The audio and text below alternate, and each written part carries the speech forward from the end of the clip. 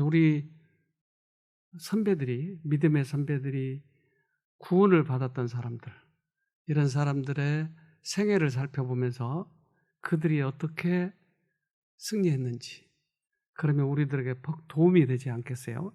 이렇게 살펴보면. 그래서 믿음의 노독들이 그 생애 속에서 어떤 그 싸움에서 이겼는지 그걸 보면 우리들에게 지름길이 보입니다. 요한은 그랬었어요. 요한은 예수님을 만났었죠. 그 만난 사람들의 얘기를 이제 보는 겁니다.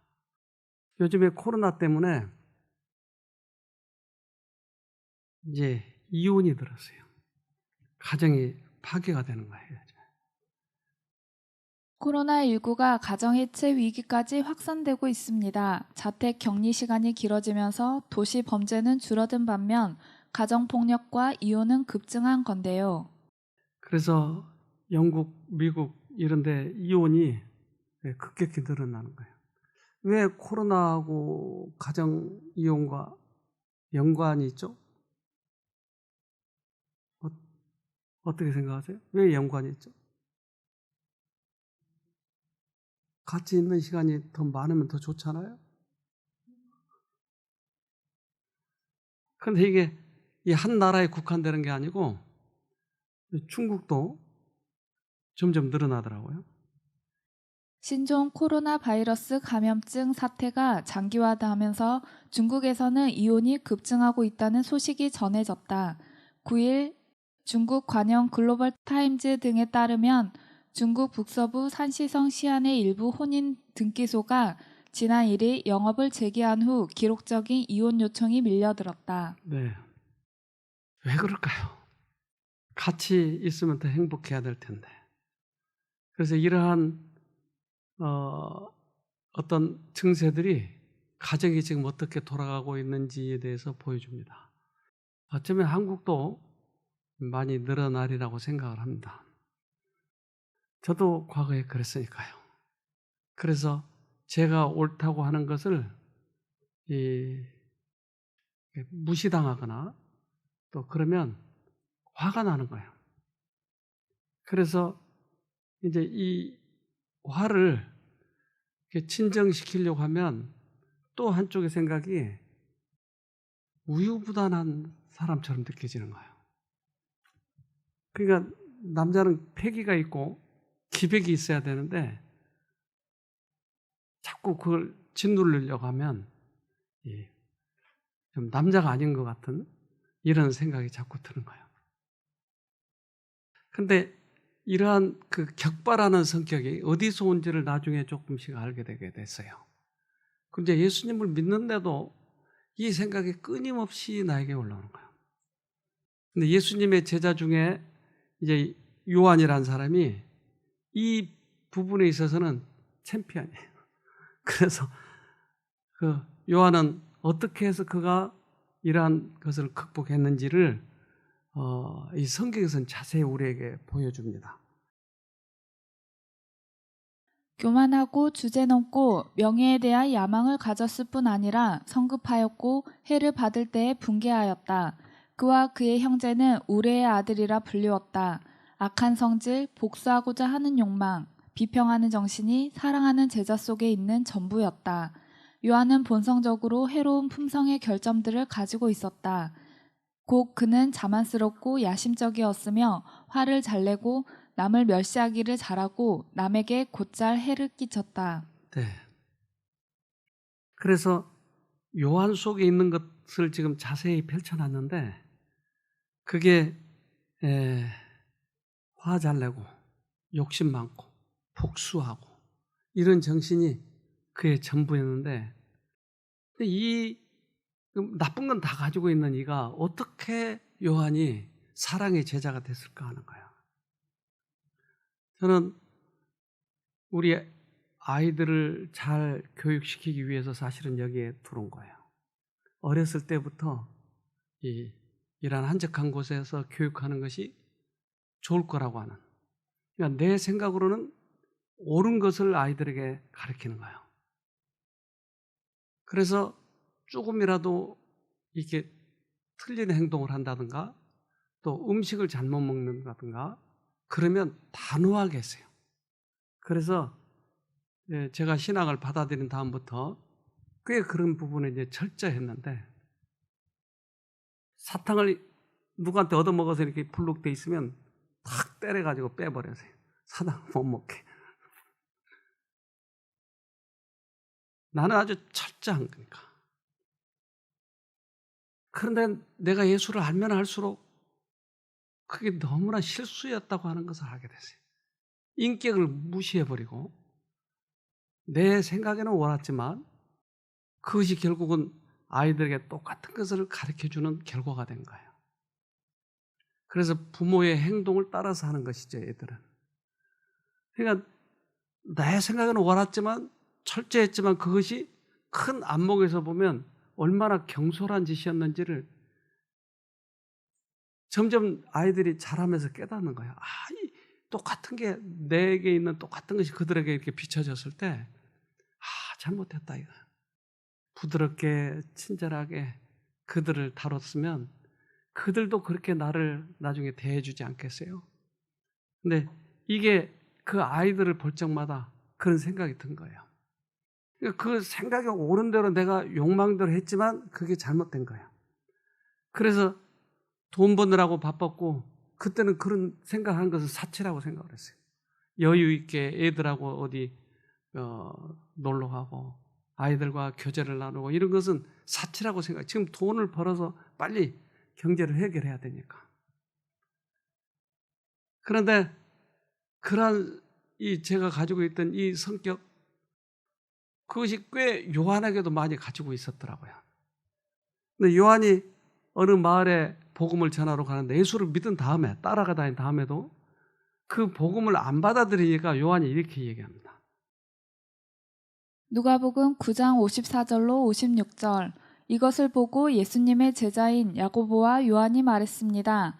불이 하늘에서 내려와 이 사람들을 모두 태워버리라고 하면 어떻겠습니까? 그러나 예수님께서 그들을 꾸짖으셨습니다. 그리고 다른 마을로 가셨습니다. 요한은 저놈들을 불러 태워버릴까요? 참 대단한 사람이죠.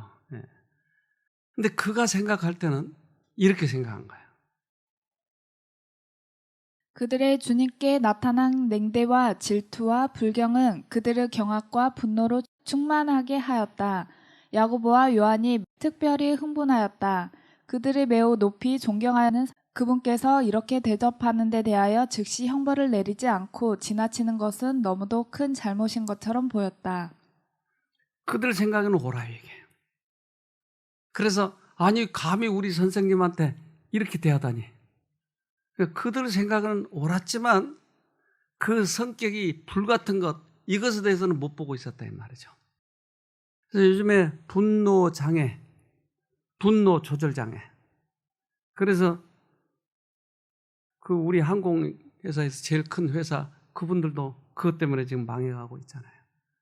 가정이 쪼개지고 점점 늘어나는 거예요. 분노 조절 장애가. 돈이 있다고 그렇게 하다 보니까 그들 가정도 그렇게 뿔뿔이 전부 다 지금 따로따로잖아요. 서로 재산 싸움하고. 근데 이들이 왜 분노 조절 장애를 하지 못할까? 요한의 생애를 보면서 제가 통 많은 감동을 받아요. 어떻게 요한은 그것을 극복했는가 하는 거죠. 요한과 그의 형 야고보가 그리스도에게 처음으로 왔을 때 그들은 우레의 아들들이란 별명을 받았다. 그들은 오만하고 자신을 찾고 야망과 혈기가 충만했으며 피해를 입을 때에는 격분에 떨었다. 그들은 종종 복수심에 불탔으며 기회가 있을 때에는 꼭 그것을 갚았다. 이러한 것들은 참으로 심각한 결점들이었다. 그래서 설마 요한 1서 2서를 쓴 요한이 저런 사람이 쓰려고? 이해가 안 되는 거예요. 그것을 나중에 어떻게 해서 깨달았고 그가 변화됐는지를 보고 나서 나에게도 희망이 있다고 하는 것을 생각하게 됐어요. 마가복음 3장 17절 또 세베대의 아들 야고보와 야고보의 형제 요한이니 이 둘에게는 보아너게 곧 우레의 아들이라 이름을 더하셨으며. 네. 야, 번개, 천둥, 성질 날 때 보면. 그런데 그 성화의 어느 한 부분을 보면 요한이 예수님의 그 어깨에 이렇게 기대 가지고 있는 모습이 보인 거예요. 그리고 성경에도 그렇게 얘기하고. 어떻게 변했을까? 그래서 이제 애들을 가지고 실험을 해봤답니다. 아주 이제 어린 아이들. 여러분 이것을 기울이면 어떻게 될까요? 쏟아지죠. TV 안에 이 장면을 찍어서 영상으로 찍어서 이걸 보여줘요. 그리고는 TV를 이렇게 뒤엎으면 저 물이 어떨까 하고 물어봤어요.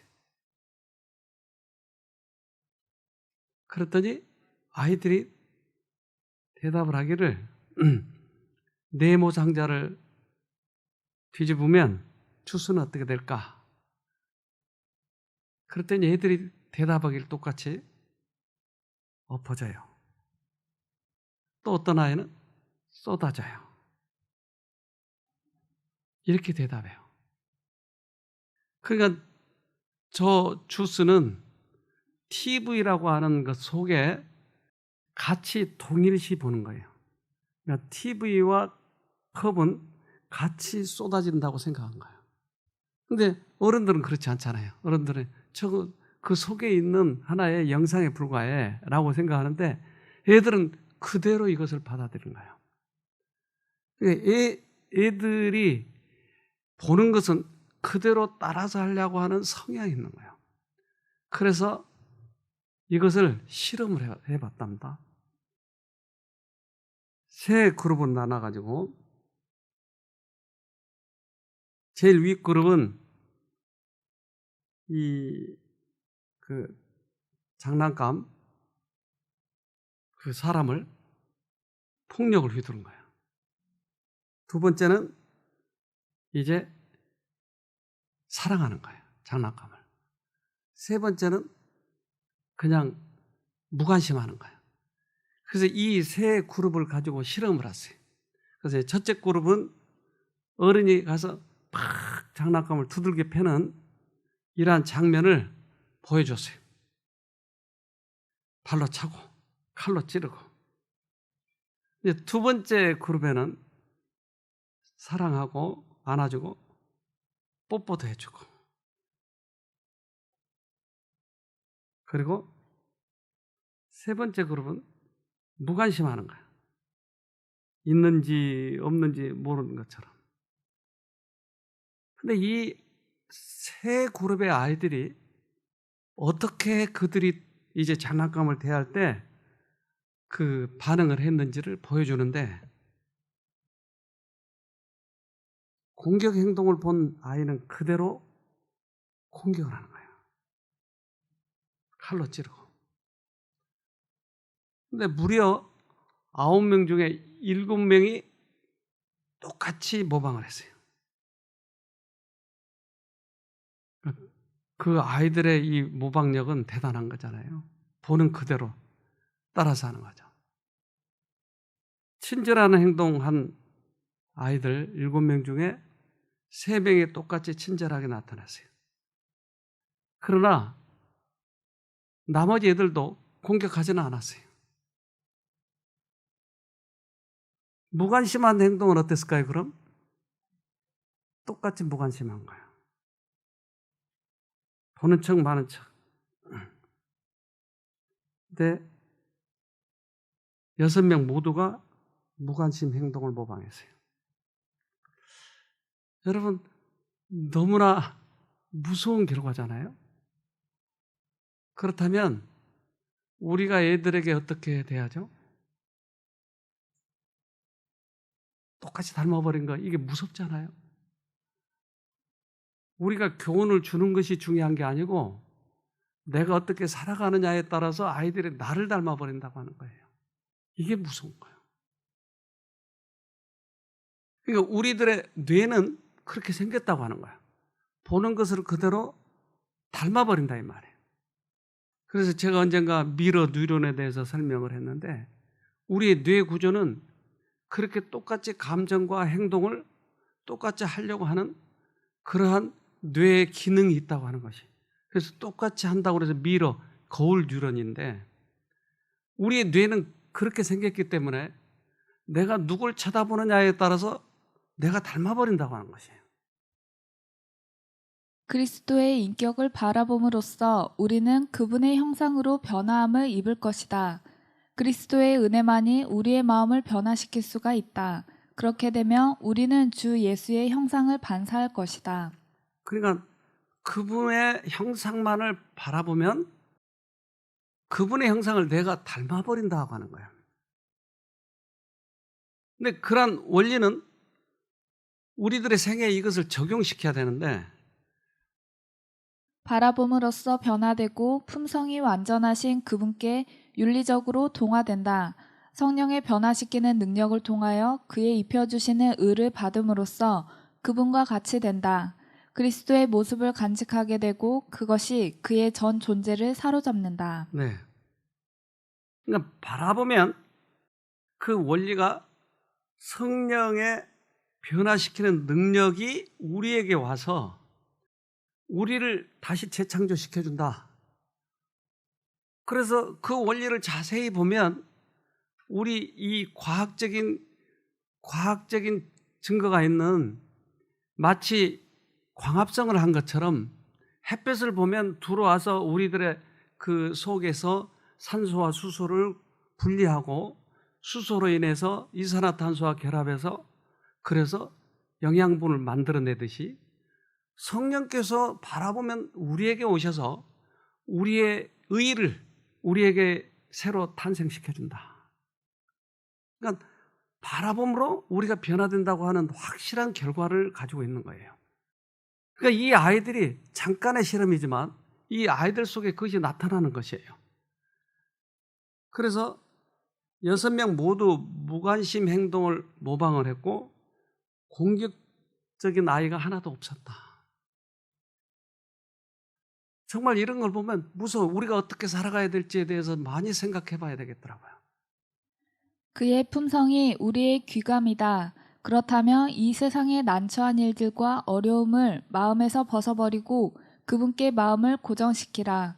이는 우리가 그를 바라봄으로써 그의 모습으로 변화되게 하려 함이다.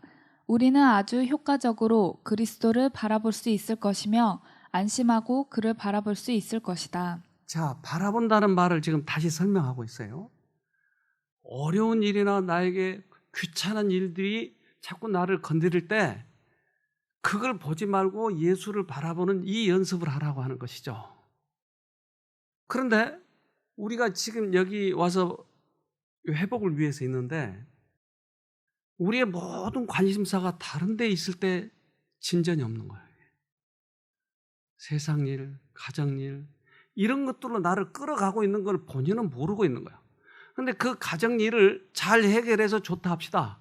그런데 그것이 우리는 성공적이라고 생각하지만 그렇지 않아요. 지금 내가 그것에 관여되어 있다고 하는 것이 예수님을 못 보고 있다고 하는 것이에요. 이걸 우리가 못 깨닫고 있는 거예요. 그런데 그 시간에 예수님에 대해서 이야기하고 내가 이 싸움에서 이긴 경험에 대해서 이야기하고 하려면 얼마나 이것이 우리들에게 축복된 시간인지 모르고 있는 거예요. 이게 우리들의 문제예요. 제가 그런 것이 많이 빠져봤으니까요. 내 생각은 옳아 이게. 그냥 그 옳은 생각보다도 우리는 예수님께서 우리들에게 주신 방법을 그 비결을 우리는 사용해야죠. 어떤 것이 가장 최선인지. 비록 문제를 잘 해결했다 할지라도 가정 문제를 잘 해결했다 할지라도 그 과정 속에서 내 신경을 온통 거기에 빠뜨리게 만든 것이었어요. 이 글을 잘 읽어보면 이 그런 마음이에요.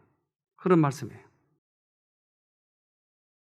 이 세상의 난처한 일들과 어려운 일을 마음에서 벗어버리고 그분께 마음을 고정시켜라. 그래서 잘 가고 있는 사람은 보면 달라요. 계속 그렇게 가고 있어요. 요한이 이것을 깨닫고 예수님만을 쳐다보게 된 것이었어요. 예수님의 생애가 어떤가? 그분은 오늘도 병을 고치실 때, 그분은 누가 건드릴 때 어떻게 그분이 이기셨는지를, 그런 것들을 자세히 보면서 그가 감탄에 마지 않았어요. 요한은 자부심이 강하고 야심적이며 싸움을 좋아하는 사람이었으나 거룩하신 교사께서는 요한의 이런 모든 성격의 이면에 있는 열렬하고 순진하며 사랑하는 마음이 있는 것을 보셨다. 예수께서는 요한의 이기주의를 견책하시고 야심을 꺾으셨으며 믿음을 시험하셨다. 그러나 이와 동시에 그리스도께서는 그의 심령이 사모하고 있는 성결의 아름다움, 곧 당신께서 가지고 계시는 사람을 변화시키는 사랑을 그에게 나타내셨다. 그래서 예수님이 보시는 눈은 우리 인간이 보는 눈과 좀 다른 것 같아요. 그래서 그의 단점이 많았지만 그 이면에 개발하면 정말 훌륭한 그런 인품이 될 것들이 있는 것을 보셨어요. 그래서 그를 사랑하시고 그에게 접근해서 그의 잘못된 성격이 꺾이도록 예수님께서 사랑으로 대하셨어요. 그러니까 요한은 예수님의 그 생애, 성품, 모본, 이것을 지속적으로 보게 된 것이었어요. 우리가 요한처럼 변하기 원한다면 바로 이 부분이었어요. 그러니까 내가 옳고 그런 것이 아니고 내가 예수님을 보냐 못 보냐는 것이었어요, 결국은. 그래서 그분의 자비, 다른 사람을 대하는 그런 모습, 이것이 요한에게 큰 감명을 주었죠. 요한은 모든 교훈을 소중히 여겼으며 그의 생애를 거룩한 모범과 일치시키고자 끊임없이 노력하였다. 요한은 그리스도의 영광, 곧 그가 바라도록 가르침을 받은 것은 세속적 허식과 권세가 아니요 아버지의 독생자의 영광이요 은혜와 진리가 충만한 영광임을 분별하기 시작하였다.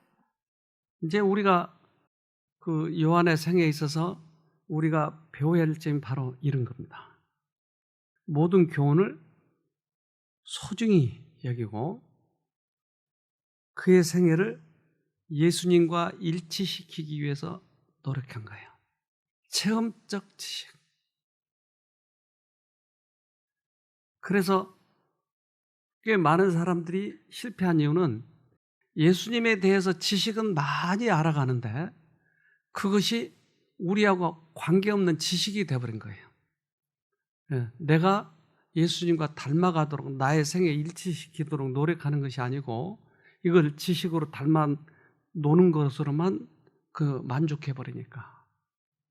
그래서 이것에 이제 우리가 좀 주의를 기해야 될 거예요. 주의해야 될 부분이 바로 이 부분입니다. 요한은 어떻게 해서 예수님을 닮았는가? 어떻게 그가 변화되었는가? 그것은 바로 이런 부분들입니다. 그래서 예수님이 제자들의 발을 씻겨주거나 또한 그 죽은 사람을 살려내는 그런 모습들, 그러니까 한 인간에게 어떻게 대하는지 그걸 유심히 보면서 그가 감탄에 마지 않았어요. 그는 하나님의 아들의 일상 생애에서 권능과 친절, 위엄과 온유, 능력과 인내를 보고 경탄에 마지 않았다. 그는 자기의 분개하기 잘하고 야심 많은 성질을 그리스도의 고쳐주시는 능력에 굴복시켰으며 거룩한 사랑을 그의 마음속에서 품성의 변화를 이룩해냈다. 바로 이런 부분들이죠. 그래서 예수님의 성품을 보는 거예요. 그 기적의 위대함 이런 것보다는 그 기적 속에 기적을 일으키시는 그 예수님의 성품, 그것을 초점을 맞춘 거죠. 그래서 온유하고 인내하시고 그런 모습을 보고, 그래서 그 자신과 예수님과 비교하면서 자신의 그 못된 점을 예수님께 굴복을 시키는 거예요. 이 과정이 필요하다. 어차피 우리는 조금 있으면 이 땅에서 끝날 사람이에요. 그런데 저는 한 가지 희망을 가지고 있는 것이, 이 코로나 사태를 보면서 예수님이 좀 더 빨리 오실 것 같다는 생각이 드는 거예요. 이제 살아서 예수님을 보고 싶은 생각이 드는 거죠. 그러니까 살아서 보건 내가 죽어서 보건 어차피 우리는 끝난다 이 말이죠. 끝나기 전에 요한처럼 이 부분에 대해서 우리가 해결을 하게 되면 희망이 있는 거죠. 그렇기 때문에 책을 더 열심히 보는 거예요. 여기서 방법을 얻자. 예수님을 만난 사람들의 대부분이, 그리고 구원받은 사람들이 다 자기의 품성의 변화를 이룬 거예요. 모두 다. 근데 이것을 이루지 않았다면 우리에게 희망이 없는 거죠. 그러한 희망을 이제 만약에 내가 어떤 그러한 과정에 있었을 때 죽었다. 그러면 그것을 하나님께서는 받아주시는 거예요. 그 과정에 있었을 때 우리가 완전히 이룰 수는 없을지 몰라도 과정이 있어요. 요한처럼 자기를 굴복시키고 그렇게 가는 동안에 하나님께서는 우리들에게 당신의 품성을 우리에게 심어주시고 그 과정에서 다 못 배운 것들은 하늘에 가서 배우도록. 예수님은 요한을 특별히 더 사랑하셨는데 그 이유가 이렇습니다. 그는 예수님께로 가까이 나아가 그분의 곁에 앉아서 그분의 가슴에 기대곤 했다. 마치 꽃이 태양과 이슬을 받듯이 그는 하늘로부터 오는 빛과 생명을 받아 마셨다. 사랑과 순경의 마음으로 구주를 바라보는 중에 그리스도의 형상을 담고 그분과 더불어 교제하는 일이 그의 유일한 소망이 되었다. 마침내 그의 품성에는 그의 주가 되신 그리스도의 품성이 반영되었다. 그래서 요한이 가장 많이 쓰는 단어가 있어요. 아세요? 사랑. 사랑하는 사람들아, 우리가 서로 사랑하자. 사랑. 예수님의 그 사랑이 그에게 반영이 된 거예요. 그래서 언제나 예수님 곁에 요한이 앉았었죠. 요한복음 21장 20절 베드로가 돌이켜 예수의 사랑하시는 그 제자가 따르는 것을 보니 그는 만찬석에서 예수의 품에 의지하여 주여 주를 파는 자가 누구오니까 묻던 자러라. 다른 제자들이 요한을 표현할 때 저렇게 했어요. 그 품에 의지하여 있는 자. 그러니까 언제나 예수 곁에 항상 붙어 있는 거예요. 그리고 12 제자가 앉을 때는 언제나 그 옆에 앉아가지고 예수님의 품에 기대곤 했죠. 얼마나 예수님이 좋으면 그 사랑을 느끼고 싶은 거예요. 우리 이 기도하는 사람, 기도를 우리가 하잖아요. 근데 기도하는 것과 기도를 하지 않는 것과 우리들에게 과학적으로 증명할 수 있는 것이 있는가 하는 것이었어요. 그 기도는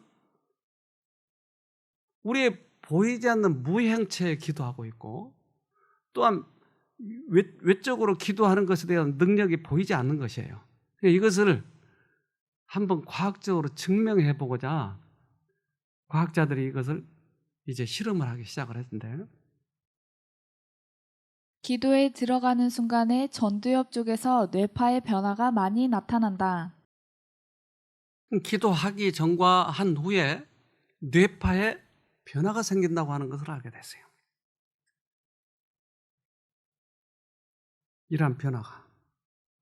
그런데 특별히 어디에서 많이 이 변화가 일어난가 봤더니 이 전두엽에서 급격히 변화가 일어나고 다른 부분에 영향을 주고 있는 거예요. 여러 가지 정보 등을 연합하는 곳이 사실은 전두엽입니다. 그러니까 전두엽에 영향을 주고 있는데 특별히 전두엽은 다른 모든 그 정보를 모집하는 것, 과거의 경험 이런 것들을 모아서 전두엽에다 갖다 주는데 이 전두엽이 그러한 어떤 행동을 하는 데 있어서 판단력을 갖게 되는 아주 중요한 곳입니다. 내가 해야 될지 말아야 될지. 그러니까 이 전두엽에 모두 다 갖다 주는데 이 전두엽에 변화가 생긴 것이었어요. 기도에서 전도여 활성화가 있다고 하면 실제로 내가 갖고 있던 어떤 생리적인 현상, 지각, 판단이라든지 이 모든 것을 연합하는, 엮어서 한꺼번에 만들어내는 작용이 기도 중에 일어난다고 볼 수 있습니다. 네. 그러니까 기도 중에 일어나는 것이 이 전두엽에 큰 변화가 일어나는데, 그렇다면 전두엽은 판단력이 좋아지고 또한 절제와 자제력을 기를 수 있고 거기에서는 품성의 변화가 일어나는 곳이다. 즉 화를 내고 싶은데 전두엽이 활성화되어 있으면 누를 수 있다고 하는 것이에요. 분노 조절 장애는 이곳이 그걸 판단을 못하고 있거나 절제를 못하고 있다고 하는 것이에요. 그런데 기도하면 여기에서 그 변화가 일어난다고 하는 것이에요. 이걸 과학적으로 밝힌 것이에요. 그러면 내가 성질이 날 때 어떻게 한다고요? 기도하는 거예요. 순간적으로. 그러면 판단력이 생기고 절제력이 생기는 것이. 그래서 그 실험을 한 미국의 이 교수가, 이 사람이 랜디 클락 이 사람인데, 이 사람이 브라질, 아프리카에 가서 기도를 하도록 실험을 해봤어요. 그래서 그 애들에게 기도를 가르쳐주고 기도한 다음에 변화, 그리고 그들을 증명할 수 있는 어떤 과학적인 근거, 이렇게 실험을 해보니까 기도하는 사람들에게 있어서 여러 가지 증상이 나타났어요. 이것을 세계에 알리게 됐어요. 매우 놀랐습니다. 시력과 청력의 극적인 변화가 나왔거든요. 네. 시력과 청력, 이것에 대해서 많이 나빠진 사람이 좋아졌다고 하는 그런 기록이 나온 거예요. 시력 변화에 이렇게 많은 사람들이 변화가 됐고 청력 변화에 있어서도 이렇게 달라진 거예요. 이걸 그가 신문에 냈어요. 기도가 병자들을 고칠 수 있다는 국제 연구 발표. 기도 전문가들이 환자들을 위해 기도해준 후 실제 그들의 시력과 청력이 향상됐다. 자, 기도의 능력이에요. 그러니까 기도가 우리들의 청력과 시력도 바꿀 수 있고 또한 이 전두엽이 활성화되기 때문에 우리들의 성격이 고쳐질 수도 있다. 이것은 과학적으로 증명한 아주 훌륭한 실험이었어요. 그러니까 우리가 성질 날 때마다 예수님께 기도한다고 하는 것은 우리들에게 얼마나 중요한 부분인지 몰라요. 내가 의지력이 약하기 때문에 내 악습을 고치려고 해도 잘 되지 않는데 그 예수님의 능력을 의지하면 이 신문에 나온 것처럼 그게 나에게 전두엽이 활성화되고 성령이 들어오셔서 나를 바꿔주신다고 하는 것을 실제적으로 과학적으로 증명한 것이다 이 말이죠. 이제 우리는 이 능력을 의지해야 할 필요가 있는 것이죠. 요한이 그 우리와 같은 우리의 아들, 그런 별명을 가진 그가 성질나면 못 참고 보복하고 꼭 그가 이제 다른 사람을 해꾸지하고 이런 성격이 그가 바뀔 수 있다고 하는 바로 이 능력이었던 것이죠. 구주께서는 그들을 다 사랑하셨으나 요한이 가장 잘 받아들이는 정신을 소유하고 있었다. 그는 다른 제자들보다 나이가 어렸으며 어린이가 의지하는 신뢰 이상으로 예수께 그의 마음 문을 열었다. 이와 같이 함으로 요한은 그리스도에게 더 큰 위로가 되었으며 구주의 가장 심오한 영적 교훈이 요한을 통하여 당신의 백성에게 전달되었다. 네. 요한은 잘 받아들이는 정신을 소유하고 있었다. 이게 장점이네요. 그가 우리와 같은 아들, 우리의 아들이라고 하는 대단한 성질을 잘 내는 사람이었지만 그 이면에 그것을 받아들이고자 하는 그 마음, 이것 때문에 요한에게 예수님께서는 특별한 은혜를 베풀어 주신 거죠. 예수님이 돌아가실 때 예수님은 어머니를 맡겨야 되는데 특별히 요한에게 자기 어머니를 맡기십니다. 요한복음 19장 26절로 27절. 예수께서 그 모친과 사랑하시는 제자가 곁에 섰는 것을 보시고 그 모친께 말씀하시되 여자여 보소서 아들이니이다 하시고 또 그 제자에게 이르시되 보라 내 어머니라 하신대 그때부터 그 제자가 자기 집에 모시니라. 예수님이 돌아가실 때 여러분에게 내 어머니 모셔라 그러면 여러분은 어떨까요? 얼마나 큰 특권일까요? 예수님이 인정하신 거잖아요. 내가 엄마를 사랑하는 것처럼 저 제자가 내 어머니를 사랑해 줄 거야 라고 인정한다면 얼마나 큰 기쁨이 있을까요? 예수님이 나를 인정해 주시다니. 그러니까 우리가 요한처럼 그렇게 부글부글 자라고 원수 같고 보복하고 하는 사람이 예수님이 인정하는 가장 사랑하는 제자가 됐다고 하는 것은 너무너무 큰 특권 아니에요. 근데 우리가 결심만 하면 그렇게 될 수 있다고 하는 것이에요. 여러분 이 사람 아세요? 네. 용서와 화해의 정치인 넬슨 만델라 영원히 잠들다. 남하고 인종차별주의 반대운동의 상징 향년 95세 일기로 타계. 95세까지 살았어요. 그는 감옥석에서 27년 동안 있었어요. 그러니까 그 27년 동안 그가 감옥에서 나와보니까 70대예요. 그는 변호사였어요. 그는 백인들이 정치하는 그것이 흑인들을 너무나 핍박하고 그랬기 때문에 거기에 반대해서 나섰어요. 그래서 붙잡혀 가가지고 감옥에서 27년 동안이나 투쟁을 했어요. 27년 동안 그 이 고문 이런 거 하는 것은 이루 말할 수 없어요. 그래서 그 영화의 한 장면, 제 예고편을 좀 봤는데 그 굉장하더라고요. 매일 돌을 깨는 거예요. 가서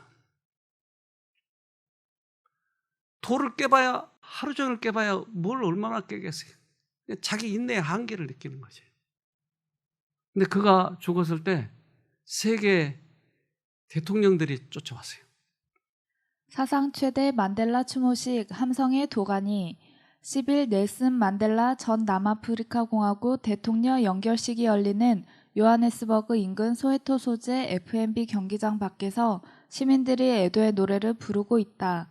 연결식에는 버락 오바마 미국 대통령 부부, 지우마 호세프 브라질 대통령, 라울 카스트로 쿠바 대통령 등 세계 91개국 정상과 10명의 전직 국가수반도 참석한다. 경제적으로는 아주 소국인데 남아프리카 공화국. 그런데 그 나라의 대통령이 죽었다고 저렇게 여러 명이 오느냐는 거예요. 여러분 우리 문재인 대통령이 죽었다 합시다. 그러면 세계에서 저렇게 올까요? 오지 않을 거예요. 왜 그렇죠? 이 사람이 인품이었어요. 훌륭한 인품이었어요. 그래서 세계 대통령과 자주 만나게 됐고 우리나라 대통령과도 만나고 그가 결국은 노벨상을 받게 됐어요. 노벨 평화상. 아주 우리가 바라고 바라던 그 평화상. 근데 이 사람의 자서전을 보면 인생을 어떻게 살았는지에 대해서 보여줍니다. 우리의 삶에는 나름의 안정장치와 보상책이 있다오. 흔히 말하듯이 성인은 늘 청렴하려고 노력하는 죄인이라오. 어떤 사람이 인생의 4분의 3을 악한으로 살아도 성인으로 추앙받는 것은 그 사람이 나머지 4분의 1을 성인으로 살았기 때문이요. 실생활에서 우리가 대하는 것은 신들이 아니라 우리 같은 평범한 사람들이요. 모순으로 가득 찬 사람들, 차분하면서도 변덕스럽고 강하면서도 약하고 유명하면서도 악명 높은 사람들, 우리 몸에 흐르는 피 속에서 구더기와 살충제가 매일 전쟁을 벌이는 사람들 말이오. 자, 이 사람은 로마서 7장에 있는 우리 안에 있는 속사람과 겉사람에 대해서 싸움에 대해서 얘기하고 있는 거예요. 그러니까 4분의 3을 그렇게 아무렇게나 살아가는 사람들, 그러니까 4분의 1은 좀 착하고 4분의 3은 좀 덜 착하고 이런 가운데서 싸우는 사람들도 있고, 또는 어떤 사람 청렴하다고 했지만 그 4분의 1은 그 속에 악한 것이 들어있다. 그러니까 이러한 싸움을 싸우고 있는 사람들, 근데 그 싸움을 살충제와 구더기에 대해서 비유한 거예요. 그러니까 구더기가 스물스물 우리에게 올라왔을 때 살충제를 뿌리고, 또 구더기가 나를 괴롭힐 때 살충제를 뿌리고 하면서 자신과의 싸움 속에서 살았다고 하는 거예요. 아, 이 사람도 지금 자신과의 싸움을 싸우고 있었던 거예요. 27년 동안 자기가 변호사였는데 감옥 속에 들었을 때 얼마나 그 간수들로부터 비인간적인 대접을 받았겠어요. 그 감옥을 보니까 열악해요, 정말. 그럴 때 죽이고 싶지 않겠어요? 빈정거릴 때 참을 수가 없지 않겠어요? 근데 그때마다 구더기와 싸우는 거예요, 살충제가. 이 사람이 그 인생을 그렇게 감옥에서 보내면서 자기 성화를 이루고 한 것이었어요. 다른 많은 사람들은 그가 감옥에 나올 때 굉장히 약하고 분노에 찬 얼굴로 나올 줄 알았는데 의외로 평화로운 할아버지 한 분이 걸어 나온 것이었어요. 이것에 대해서 놀랐어요, 기자들이. 사람들은 내가 사람을 너무 좋게만 본다고 생각할 거예요. 그것은 내가 견뎌야 하는 비판이고, 그래서 그동안 비판에 적응하려고 했어요. 그게 사실이든 아니든 나는 사람을 좋게 보는 것이 유익하다고 생각하니까. 사람이 성실하고 정직하다 생각하면서 그런 가정하에 행동하는 것이 좋은 점은 함께 일하는 사람들을 그렇게 대하면 그들도 그렇게 행동하는 경향이 있기 때문이에요. 그래서 누가 개인적인 관계를 발전시키는 데서 큰 진보를 이루었다면 기본적으로 자기가 상대하는 이들이 정직하고 성실한 사람이라고 가정하기 때문이에요. 나는 그렇게 믿어요. 그래서 주위에 있는 사람들이, 투쟁하는 사람들이, 이제 정부를 향해서 대적하고 전복을 시키려고 그렇게 했던 사람들이 왜 너는 사람을 좋게만 봐? 네가 그것이 약점이야. 우리는 공격하고 상대방의 잘못들을 자꾸 비판하고 그래야 우리가 이기지, 왜 너는 사람을 좋게만 봐? 그래서 이 사람이 나중에 대통령이 됐을 때 자기 밑에 있는 사람들을, 적군들을 데려다가 자기 아군을 만들어요. 자기 밑에 두고. 자기 눈은 그렇게 좋게 보이니까. 이게 분별력일까요? 예수님은 이 세상의 모든 사람을 용서했잖아요. 모든 사람을 용서했잖아요. 그러니까 예수님을 가까이 가면 가까이 갈수록 다른 사람들을 좋게 보는 것이에요. 장점을 보는 것이에요. 그러니까 너는 바보야, 너는 판단할 줄도 몰라, 주위 사람들은 그렇게 했지만 자기 눈에는 그렇게 좋게 보이는 걸, 사랑은 모든 허물을 덮느니라. 이 사람 속에는 사랑을 이루어가고 있었던 것이에요. 그래서 이 사람의 자서전을 보면서 내 마음에 감동이 있는 거예요. 이 사람 예수를 믿었을까 안 믿었을까 처음에. 근데 신실한 신자였어요, 알고 보니까. 그에게 그 예수님이 안 계셨으면 그 감옥 생활을 이겨나갈 수 있었을까? 그 감옥 속에서 요셉을 성화시킨 것처럼 이 사람을 성화시켰던 것이에요. 이 사람은 그 자서전에 그런 부분들을 쓰는 것이었어요. 세상의 어떤 불행도 자기의 승리로 탈바꿈시킬 수 있습니다. 사람 간에는 무엇을 가지고 태어났느냐가 아니라 무엇이든 자기가 가진 것으로 무엇을 이루어내느냐는 차이가 있을 뿐입니다. 어느 민족에게든 발전을 이룩하기 위한 가장 위대한 무기는 평화입니다. 눈에 보이고 의사가 고칠 수 있는 상처보다 보이지 않는 상처가 훨씬 아픕니다. 남에게 모멸감을 주는 것은 쓸데없이 잔인한 운명으로 고통받게 만드는 것이라는 걸 나는 알았습니다. 용기란 두려움이 없는 것이 아니라 두려움을 이기는 것이라는 걸 나는 알았습니다. 지금 기억나는 것보다 더 여러 번 두려움을 느꼈지만 담대함의 가면을 쓰고 두려움을 감췄습니다. 용감한 사람은 무서움을 느끼지 않는 사람이 아니라 두려움을 정복하는 사람입니다. 이 사람이 이야기한 명언들이 참 여러 가지가 있어요. 그런데 어떻게 태어났느냐가 중요한 것이 아니고 이것을 어떻게 극복하느냐가 더 중요하다. 용기란 두려움이 없는 것이 아니고 그것을 극복하는 것이다. 그래서 그의 성화된 모습을 세계 많은 사람들에게 보여줬을 때 세계 많은 부자 국가들의 강대국 그런 사람들 그 대통령들도 이 사람의 인격을 존중했기 때문에 존경했기 때문에 이분이 죽을 때 그렇게 많은 100개국 된 강대국 사람들이 와서 애도한 것이었어요. 그가 처음 그 투쟁할 때 정부와 투쟁을 할 때 모습이에요. 그리고 그가 감옥을 갔다 나와서 노벨상을 받았을 때의 모습이에요. 얼마나 다릅니까? 분노에 차 있고 언제나 건드리기만은 터져버릴 것 같은 저 모습. 그게 자비로운 저 모습으로 바뀐 것은 그리스도 때문이었어요. 우리가 바뀌어야 되는 것이에요.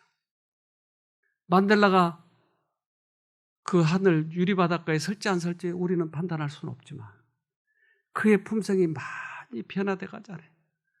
아주 시골 할아버지 그저 이래도 저래도 모두 다 그저 감싸줄 것 같은 그런 모습. 그것이 그의 인생에 있어서 감옥 생활에 있어서 투쟁해서 남겨진 저런 훌륭한 모습이었어요. 그에겐 정말 훌륭함이 있어요. 그래서 그가 예수님을 믿고 그 미워하는 사람들, 자기를 감옥에 가두고 매일 감옥 속에서 그렇게 자기를 노동시키고 했던 사람에 대해서 얼마나 분노가 터질까요? 미움에 대해서는 미움을 나타낼지라도 사랑에 대해서는 사랑을 나타낼 것이다. 그러나 증오에 대하여 사랑을 나타내는 것은 오직 하나님의 영에 의해서만 가능하다. 감사할 줄 모르는 자와 악한 자에게 친절하게 하고 보수를 전혀 바라지 않고 선을 행하는 것은 하늘 왕족의 표, 곧 지극히 높으신 분의 자녀들이 그들의 고상한 신분을 알려주는 분명한 표이다. 네. 하늘 왕족, 하늘 갈 사람들의 표는 미워하는 것이 아니고 나에게 고문을 하고 나를 그렇게 비난을 하고 했던 사람들에게 사랑으로 대하는 것이다. 이것이 하늘 왕족의 표. 난 그래서 만델라 세계 정치인들 가운데 가장 존경한 사람이었어요. 나도 저렇게 되고 싶다. 오래전부터 만델라를 알았는데 저 사람은 과연 어떤 사람일까? 근데 그게 많이 비밀에 쌓여 있었는데 그가 이제 대통령이 되고 그다음에 이제 죽게 되고 그러면서 모든 것들이 다 밝혀지게 됐는데 그의 자서전에 저렇게 쓰여진 걸 보고 많은 것을 제가 이해하게 됐어요. 맞아. 예수님만이 그를 고칠 수 있어. 예수님이 오실 때 이제 초림 때는 막국간으로 오셨지만 재림 때는 천군 천사를 데리고 이제 보좌 앞에 앉아서 오실 거예요. 그래서 세계가 모두 다 보게 될 거예요. 그때 우리는 예수님을 어떻게 맞이할 것인가? 요한은 그 예수님의 오심에 대해서 얘기를 했어요. 요한일서 4장 17절 이로써 사랑이 우리에게 온전히 이룬 것은 우리로 심판날에 담대함을 가지게 하려 함이니 주의 어떠하심과 같이 우리도 세상에서 그러하니라. 이제 예수님을 맞이할 사람은 우리 안에 사랑이 온전히 이룬 사람이다. 그런데 그 온전히 이룬 사람은 담대히 예수님을 맞이할 수 있는데 온전히 이룬 사람은 예수님의 어떠하심과 같이 우리도 그러하다. 예수님 모습처럼 변화 있는 것이에요. 우리가 하늘 가기 전에 반드시 이루어져야 할 숙제가 있는데 그 과제는 주님을 바라보고 변화되는 것입니다. 투병 생활은 병을 나으면 끝나는 것이 아니고 우리들의 품성을 바꿔줄 수 있는 과정인 것이에요. 그래서 승리해야 되는 것이죠. 포기하면 아무짝에 쓸데가 없는 거예요. 우리는 투병 생활하는 동안에 병도 이겨야 되겠지만 우리 자신과의 싸움에서도 이겨야 됩니다. 그래서 우리 이번에 큰 그런 승리가 있기를 간절히 바랍니다. 네. 기도합시다. 하늘에 계신 아버지, 우리도 요한을 닮고 싶습니다. 우리도 요한이 그랬던 것처럼 주님을 마음에 모시고 싶습니다. 그래서 요한이 그런 어려운 과정들을 극복하고 승리한 것처럼 우리도 승리하여서 주님 곁에 살아갈 수 있도록 도와주시옵소서.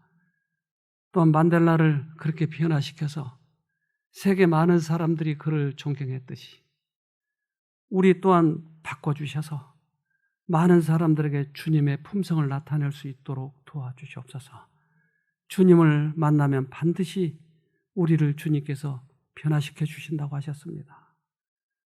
만나기 아직 어렵고 힘든 분들에게 용기를 주셔서 그 하나님을 꼭 만나서 이 과정이 가장 우리 생애에서 유익한 과정이 되도록 축복해 주시옵소서.